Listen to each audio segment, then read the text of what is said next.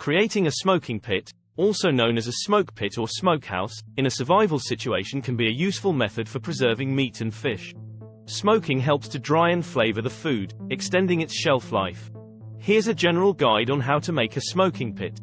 Choose a suitable location. Find an area away from flammable materials such as dry grass, leaves, or overhanging branches. Ideally, the location should have good ventilation to allow the smoke to escape. Avoid creating a smoking pit indoors or in enclosed spaces due to the risk of carbon monoxide buildup. Dig the pit. Use a shovel or suitable tools to dig a hole in the ground. The size of the pit will depend on the amount of food you plan to smoke. The pit should be deep enough to hold the fire and food while allowing room for the smoke to circulate. Line the pit. Line the bottom of the pit with rocks or stones to create a heat-resistant surface. This will help distribute the heat evenly and prevent direct contact between the fire and food. Gather firewood. Collect a sufficient amount of firewood to sustain the smoking process. Dry hardwood such as oak, hickory, or fruitwood are ideal choices as they produce flavorful smoke. Avoid using softwoods or wood that may produce toxic or unpleasant smoke. Start the fire. Build a fire in the pit using the collected firewood. Use tinder or small kindling to ignite the fire, gradually adding larger pieces of wood to establish a steady flame. Allow the fire to burn down until you have a bed of hot coals. Prepare the food. While the fire is burning down, prepare the meat or fish for smoking. Remove any excess fat, scale the fish, and season the food with desired herbs, spices, or salt. You can also brine the food beforehand to enhance the flavor and help with preservation.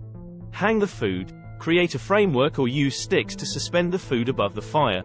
You can fashion a makeshift rack or simply tie the food with twine and hang it from a crossbeam placed over the pit.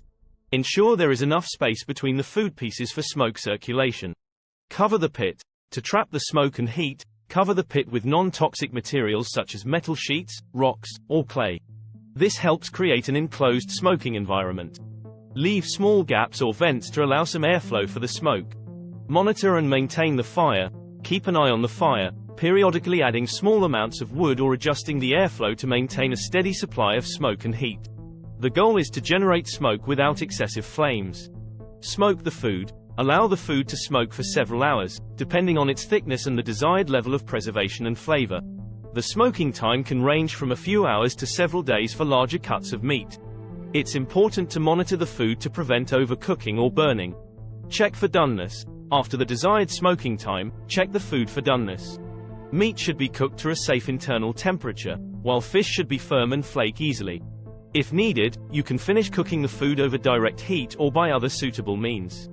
Cool and store. Once the food is done, allow it to cool completely before storing it in airtight containers or wrapping it in suitable packaging for transportation or further preservation.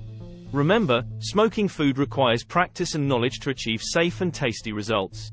Understanding the basics of fire safety, proper food handling, and temperature control is essential. If possible, consult experienced individuals, survival guides, or resources specific to your environment for additional guidance on smoking food in a survival situation.